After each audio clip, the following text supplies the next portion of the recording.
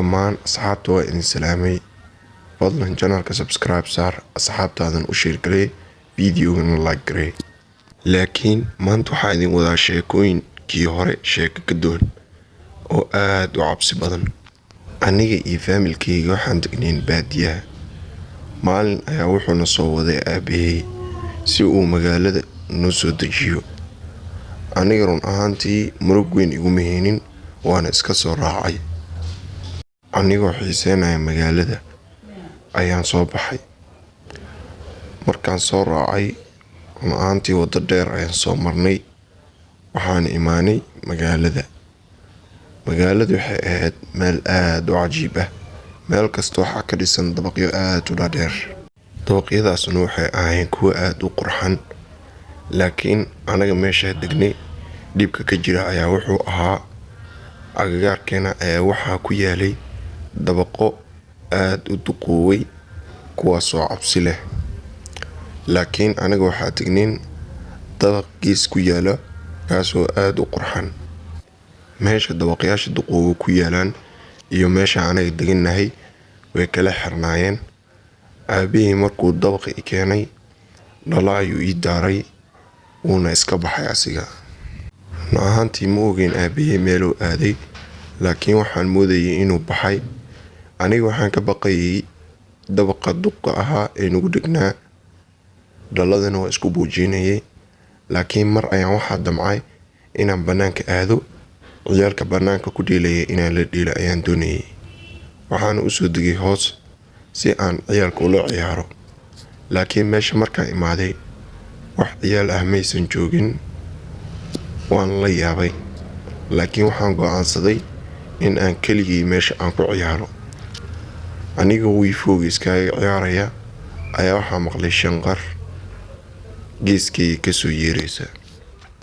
aniga waan iska sii ciyaarayay. mar labaad ayaan si zaa'id u maqlay. waxaan go'aansaday in aan soo fiiriyo halka ay shanqarta ka yeerayso. marka hore aniga waxaan moodayay in ciyaalkii meesha ku ciyaarayay inay aniga igu dheeldheelayaan oo rabaan in ay iga cabsiiyaan. laakiin aniga waxaan iska dhigayay qof geesi ah. waxaana go'aansaday inaan soo fiiriyo kadibna aan isla ciyaarno. xoogaa kadib waan soo istaagay, waxaana soo aaday meesha ay shanqarta ka yeeraysay. si fiican markaan u fiiriyey meesha qof maanan arkin, laakiin waxaan ku idhi qofka meesha ku dhuumanaya waan ku ogaaday ee soo bax. laakiinse qof ila hadashaa maysan jirin. meeshana waxay ahayd cidlo. mar labaad ayaan ku idhi qofka meesha ku dhuumanaya waan ku ogaaday ee dhibka iga dhaaf, fadlan soo bax. weli qof maysan ila hadlin. run ahaantii xoogaa cabsi ayaa i gashay. kadib waxaan arkay hoos isoo fiirinaya.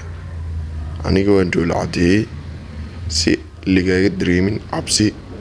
xoogaa kadib waxaa laygu soo tuuray shay, wuxuuna igaaga dhacay xabadka. anigana dhulka ayaan ku dhacay. waan carooday run ahaantii, waana u qayli dhaamiyey. waxaana ku idhi dhibkayga dhaaf ee soo bax, waan ku ogaaday. shayga laygu soo tuuray markaan fiiriyey wadnaha ayaaba i kala go'ay. aad ayaana u baqay. waxayba ahayd waxaa laygu soo tuuray gacan bini aadan. aniga waan qayliyey, waxaana u soo orday gurigayga anigoo aad u qaylinaya. waxaan isku soo tuuray sariirteyda anigoo baqanaya. qaylidii aan qaylinayay ayaa waxaa ku soo kacday hooyadii. waxayna ii soo qaadatay ul, wayna ii imaatay. laakiin aniga waxaan isku dayay arrinkaygu dhacay inaan u sheego, laakiin iyada maysan ii aaminin. ushii ayay igu garaacday. meesha ayaana ku ooyey keligay. qaladkaas dhacay dhammaan aniga ayaa lahaa. aniga ayaana dusha leega saaray. guriga ayaan iska joogay. laakiin waxaan soo arkay ma ahayn wax been ah, waxay ahayn wax run ah. indhihiis ayaa fiiriyey, indho gaduudan ayuu lahaa. markaa weynaayay ayaa waxaan go'aansaday in aan ka raadiyo qadka iyo social mediaha meeshaas iyo taariikhdeeda. Waxaan ogaaday in dhowr cunug meeshaas lagu dilay, qofka ku jirana ilaa hadda aan la aqoonin, laakiin aniga qofkaas waan soo arkay. Wuxuu ahaa qof maaskal bakayla wato, u eg qof waalan oo kale, wuxuuna watay miishaar, dadkana wuxuu u qalqalayay si naxariis daran. Markuu jarjarana jawaankiisa inuu ku shubto ayuu qaadan jiray.